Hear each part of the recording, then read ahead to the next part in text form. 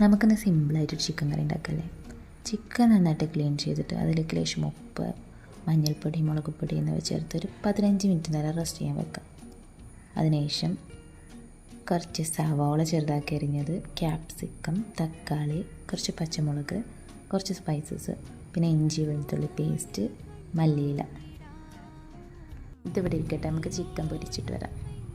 പൊരി എന്ന് പറഞ്ഞാൽ നല്ലോണം പൊരിയൊന്നും വേണ്ട, ഷാലോ ഫ്രൈ ട്ടോ, അതാണ്.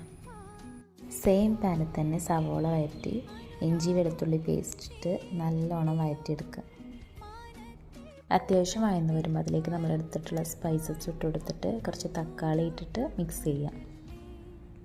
ഇത് നല്ലോണം വഴറ്റിയെടുത്തിട്ട് അതിലേക്ക് നമ്മൾ ഫ്രൈ ചെയ്ത് വെച്ച ചിക്കൻ ഇട്ട് കൊടുക്കാം. നമ്മൾ അരിഞ്ഞ് വെച്ചിട്ടുള്ള ക്യാപ്സിക്കവും മല്ലിയിലയും കൂടി ഇട്ട് കൊടുത്ത് കുറച്ച് ചൂടുവെള്ളം ഒഴിച്ചിട്ടാണ് കേട്ടോ ഇത് വേവിക്കാൻ വെക്കുന്നത്. ഒരു 15 to 20 മിനിറ്റ് മതി കേട്ടോ. ഓൾറെഡി പൊരിച്ചെടുത്ത ചിക്കൻ ആയതുകൊണ്ട് അത്ര ടൈം മതിയാവും വേവിച്ചെടുക്കാൻ.